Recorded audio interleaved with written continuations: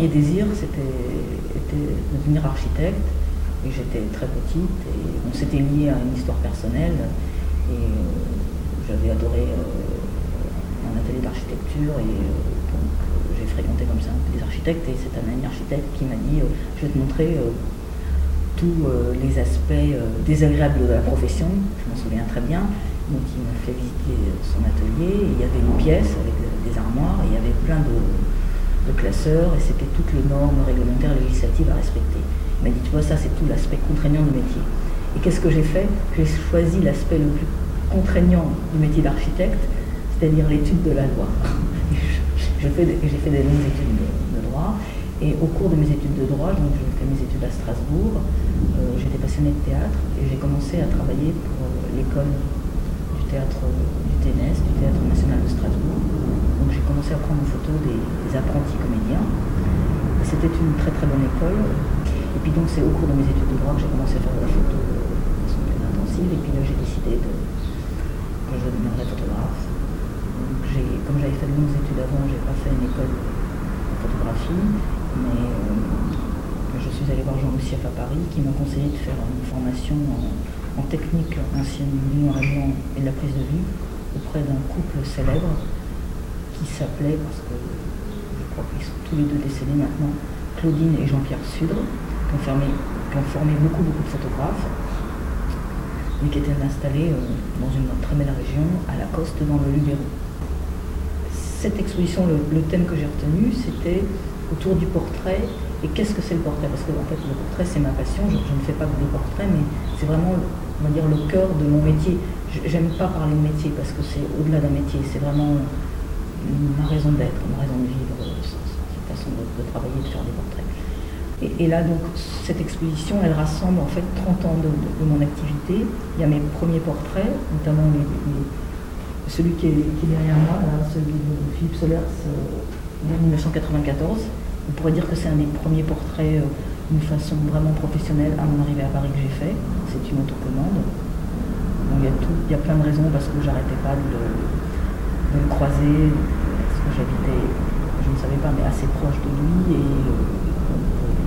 un jour, j'ai osé aller l'aborder parce que j'arrêtais pas de l'observer. Et puis je lui ai proposé de faire son portrait. On était chez Gallimard.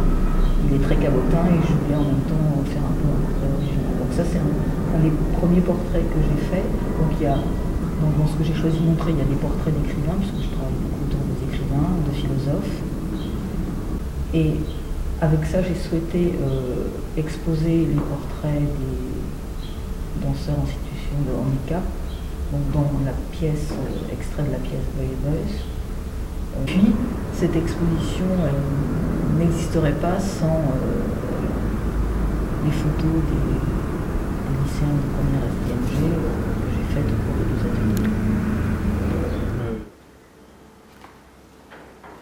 Oui, alors je pourrais quand même dire quelque chose sur le portrait, parce qu'en fait, là, je suis venue en RER et je suis fascinée par les visages, donc j'aimerais qu'on me greffe un appareil photo à l'intérieur de mon cerveau et faire des photos sans que les gens s'en rendent compte. Et à chaque fois, c'est vraiment, j'observe tout le temps et c'est des sources de nouvelles idées. Et je lisais en plus un livre, voilà, je vais faire la pub de Jean-Luc Nancy, qui pourrait être dans l'exposition, qui est un philosophe, qui habite Strasbourg, et qui a écrit 2 ouvrages sur les portraits. Il a écrit un ouvrage chez Galilée sur le portrait, et là c'est l'autre portrait. Et le portrait, en fait, bon, alors au sens photographique, c'est très intéressant parce que en fait, c'est la partie le visage, c'est ce qu'on offre à tout le monde. C'est pas caché. On pourrait cacher des parties de son corps, on peut être impudique, et en même temps, on en a une peur bleue, en fait, parce que si vraiment on fait une photo, les gens ont toujours envie de donner la meilleure image d'eux-mêmes, et par définition pour moi, ce portrait, il va être loupé. J'attends absolument pas ça. En fait, ce que je recherche, là, c'est pas au niveau de l'anecdote, c'est beaucoup plus profond. C'est un peu le but de toute ma pratique photographique. Je cherche l'abandon. Alors, je sais que si je le dis, ça peut faire peur, mais c'est vraiment, je cherche un peu un état d'apesanteur, créer une situation très particulière pour mettre l'autre à l'aise et essayer de saisir comme ça un instant de vérité, parce que la vérité, ça n'existe pas, mais... et je pourrais conclure par une phrase de clé que Jean-Luc Nancy cite, alors je ne voudrais pas faire d'erreur, mais je crois que je la connais par cœur. Klee était un peintre suisse-allemand que j'adore, personnellement je l'adore. Il se trouve que j'habitais dans l'est de la France et toutes ses œuvres sont très représentées au Kunstmuseum de Bâle. Moi j'ai beaucoup visité ce musée, donc je connais très bien l'œuvre de Klee. Donc ça, c'était pas prévu, c'est les hasards, mais j'aime beaucoup les hasards. Et donc, c'est une phrase à méditer.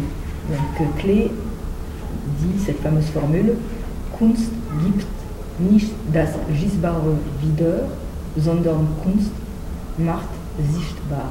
Donc, je vais traduire: l'art ne restitue pas le visible, il le rend visible. Voilà.